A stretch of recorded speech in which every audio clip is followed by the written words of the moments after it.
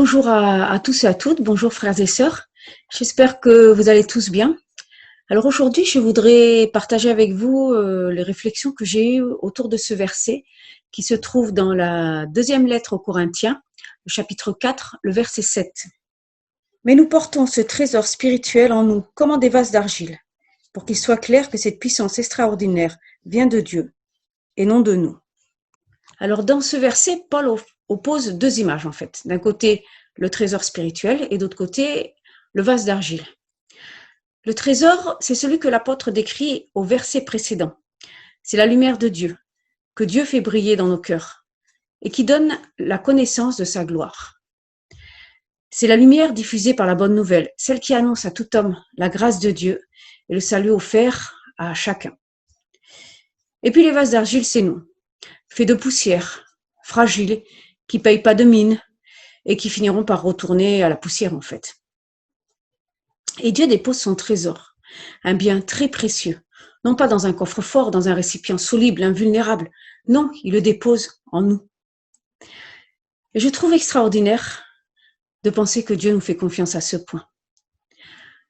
Tout dans le texte biblique nous invite à faire confiance en Dieu, à s'appuyer sur lui, à remettre entre ses mains nos angoisses, nos doutes, nos peurs. Et ce qui est formidable, c'est de se rendre compte que Dieu aussi nous fait confiance à nous, même si nous ne sommes que des vases d'argile. Comme le dit l'évangile de Jean au chapitre 15, Jésus nous appelle ses amis.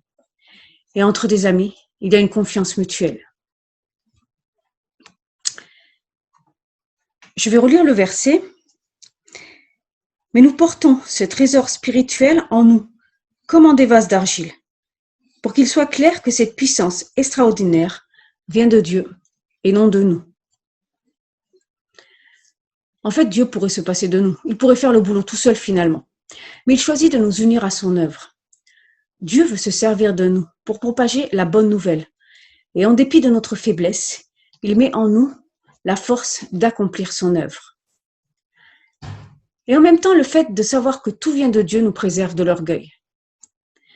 Dans la même épître, au chapitre 2, au verset 12, on voit comment Paul se fait du souci pour son ami Tite, dont il n'a pas de nouvelles.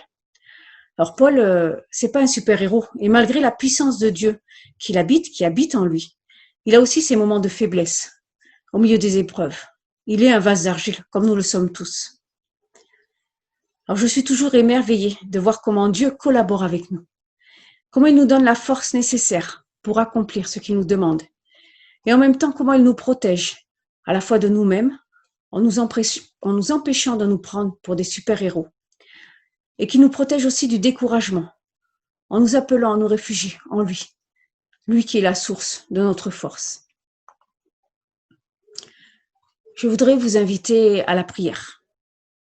Loué sois-tu, Seigneur, pour ta présence, pour ta fidélité et ta confiance.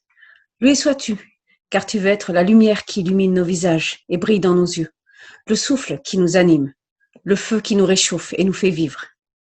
Apprends-nous à être à ton écoute, à être réceptifs à ton message. Fais résonner ta parole en nous, que nous puissions être des témoins de ton amour auprès de ceux que tu mets sur nos routes. Amen. Et je vous souhaite à tous une excellente journée.